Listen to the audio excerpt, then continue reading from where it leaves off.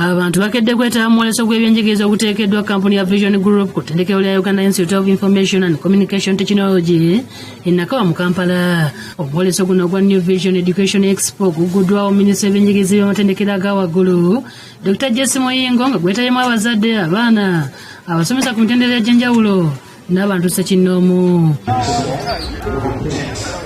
Abolesi mulimu w'amasomero, university, abakola ebikozesebwa mu kusoma n'ebirala.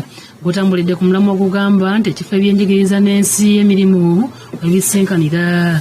Abamu ku boolesi kuliko ab'ekitongole kya NIRA, aba UPPC ekikuba ebitabo bya gavumenti n'ebirala. Florida Nasozi kulwanira nnyonnyodde ebikwata ku ndagamuntu n'akuutira n'abayizi bonna abeetaaga nniini ssaako n'ebbaluwa z'obuzaale obutasoba omwoleso guno. Waliwo abaana be twawandiisa nga bali ku masomero tebamanyi oba nniini balina, bajja ne tukabera ne tubawa nniini. Waliwo abatewandiisangako, ate abaana be tuwandiisa n'omwana omuto ow'olunaku olumu tumuwandiika. Abazadde abaana mubaleete ojja ne ID original. Ate Rebecca Nyakayiru, omwogezi wa UPPC, ayogedde ebikolebwa ekitongole kino n'engeri omuntu wa bulijjo y'ayinza okukiganyulwamu. Ffe tukuba amateeka g'eggwanga lino gonna. Tumanyi mufuna obuzibu nga mukyusa amannya nga muzeeyo eyo mu NIRA. Tumanyi mufuna obuzibu mu by'amataka gammwe. Tumanyi mufuna obuzibu nga babatafutira amateeka amapya oba amakadde agakyusiddwamu, naye tubategeeza nti byonna ffe tubikola.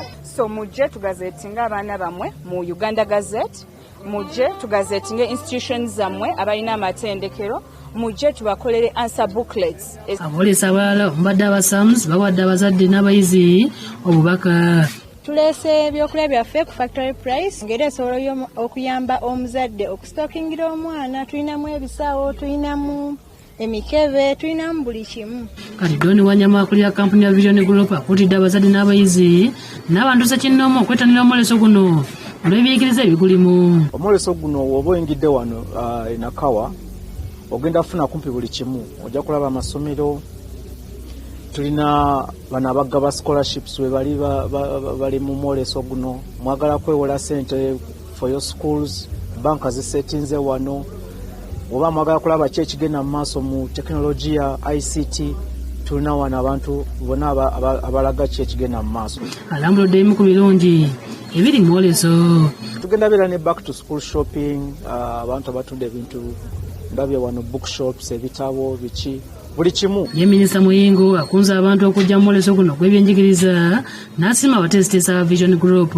Abazadde, abayizi, abasomesa n'abantu bonna banoonya emirimu n'abalina emirimu bajje beetabe mu mwoleso gwaffe. Abeetabe mu mwoleso guno bakonedde mu Vision Group era omwoleso okomekezewo ennaku z'omwezi 29 omwezi guno ng'okuyingira osasula enusu omutwalo gumu gwokka onoolaba buli kalonda aliyo. Nze founder managing director wa Office Trucks.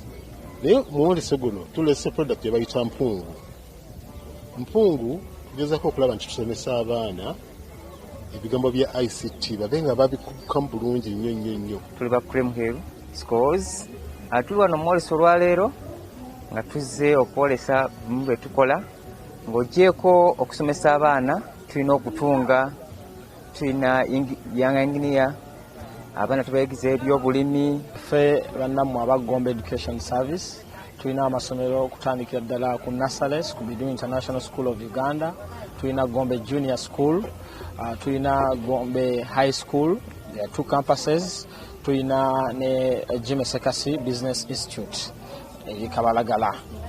So tuyita abazadde mwenna abali eyo abandyagadde okutwegattako oba onoonya essomero jangu mu mwoleso gwa New Vision. Download the app on App Store or Google Play Store now. Vision Digital Experience, the future of media.